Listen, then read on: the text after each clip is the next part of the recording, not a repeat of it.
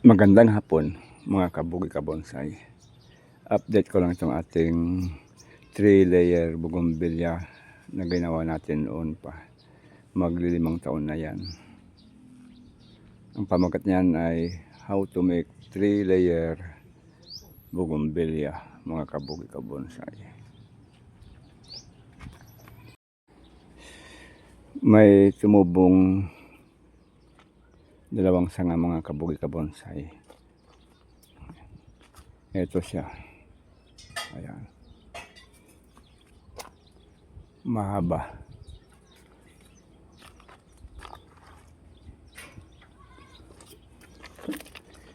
Hindi ko siya pinutol mga kabugi kabonsay dahil dyan tayo kukuha ng gagawin nating 3-layer bougainvillea. Instant 3-layer kaysa yung magpapatubo ka pa mga kabugi kabonsay. Matagal yun. Tulad yung ginawa ko, yung unang gawa ko noon, kasi laki lang ng walis tingting yung sinubo ko noon. Balit mag 24 years old na yan mga kabugi kabonsay. Ayan, kaya ang ginawa natin, minarkot natin. Bago natin putulin, minarkot natin.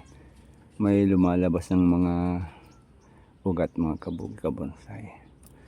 Malapit na natin putulin yan para gawing 3-layer bougainvillea. Ayun, may mga ugat na.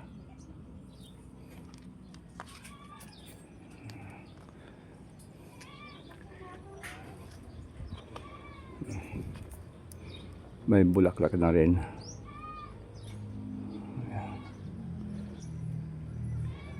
Mas mabilis yan mga kabugi kabonsay. Kung may nakita kayong diretsong sanga, imarkot nyo na lang.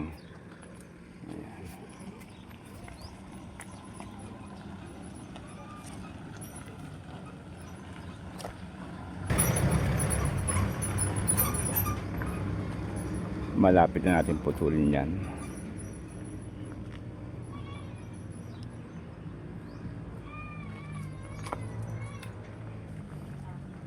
Kung gusto nyong makita kung paano ko ito ginawa mga kabugi kabonsay,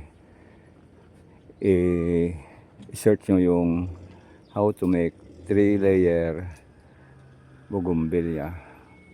Magpapakita agad yon sa inyo. Yan.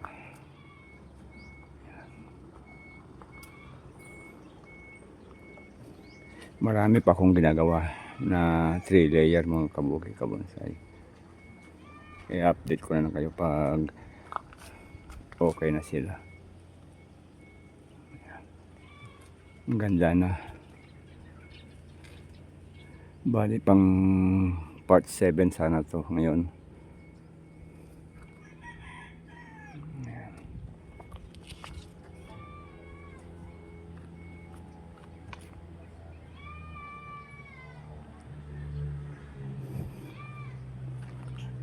Hanggang dito na lang mga kabugi kabonsay. Abangan nyo na lang yung pagpuputol natin doon para melipat natin. God bless you all. Thanks for watching. Bye bye.